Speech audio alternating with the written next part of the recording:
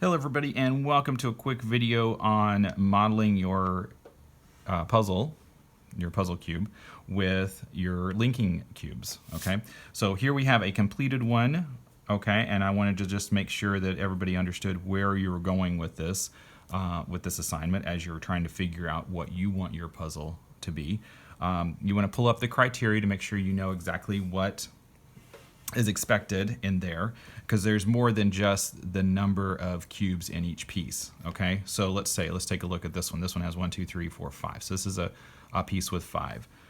If I take another one out, here's a piece with 1, 2, 3, 4. Okay, so that's a 4 piece. This is a 5 piece. So I know based on my decision tree that the rest of my pieces are going to be made from 6 cubes each. Okay, and so if I take any more apart, let's see if I can get one out of here without disturbing it too much, that the rest of them will be made from 6, because if I have a piece, let's go back to that one. If I have a piece made from just 4 cubes, then my only other options are a 5 and a 6 and a 6 and a 6. Okay.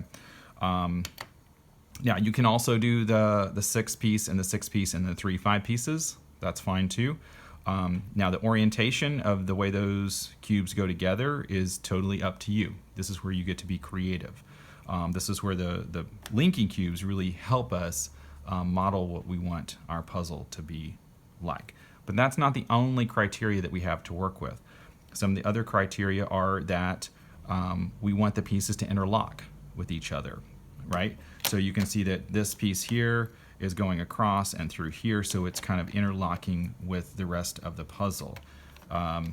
This piece down here is going this way and down. It's interlocking with other parts of the puzzle. This piece here is interlocking in 3 different directions. Okay, so you want to make sure your puzzle piece is interlocking and not just like one. Let me just take that off. If that wasn't on there, I know it's only 3, but if this is just sitting here, that's not really interlocking in any particular, it's only interlocking, it's only sitting on there and sort of in kind of one different direction. Okay, so you want to make sure your pieces are interlocking with each other. You also want to make sure that none of your pieces are the same. That's one of the criteria as well. So I shouldn't have any other pieces in my puzzle that look exactly like this. Okay, they should all be different pieces or different shapes. All right, so that's what you're going to do. You're going to work on building your model, and remember it has to be a 3 by 3 by 3. So it's a cube with 3 cubes in any one direction. So even though we have each piece can be made of 4 or 5 or 6, in any one direction we can only go 3 lengths without having to turn and go a different direction. Okay, so that is kind of a built-in constraint with this puzzle. All right, so that's it. I'm just going to take this apart so you can kind of see all the different pieces. So I'll put them down here so we can see that they are different. Okay, and they can be similar, but they don't want to be the same. All right, so we have 1, 2, 3, 4, 5 pieces. We have a 4, a 5. This is made from 6. This is made from 6 cubes. And that's made from 6 cubes, okay, ending up with 27. So you should have exactly 27 or 3 stacks of 9 linking cubes in your pack that you have at home.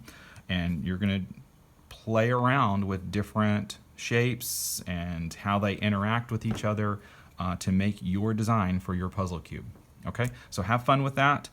Test it out on somebody, see if somebody at home can solve it, and see if it's working, and be creative. Okay guys, thanks. One last thing I wanted to mention is that while you're building your model with the linking cubes, you're going to have the one piece or more that may be sticking out, and that piece needs to be sticking out to the outside at this point so that your puzzle can go together. If it's on the inside, let me turn that around. Let's say it's like that, then it's actually going to stick to one of the other pieces that you have in your puzzle, and then it's going to be hard to make, and then when you pull it apart, it may not come apart where you thought or wanted it to. So always turn the little knobs that are the connecting knobs to the outside of your puzzle. So you can see I have several that are kind of sticking out. I did find one surface that had none sticking out, so that was a good surface to actually put the cube down on. But anyway, just wanted to make that note because some people do turn them to the inside and then the pieces end up sticking together, and then that makes it harder for them to take it apart and remember what the shapes look like and so forth. All right, thanks guys.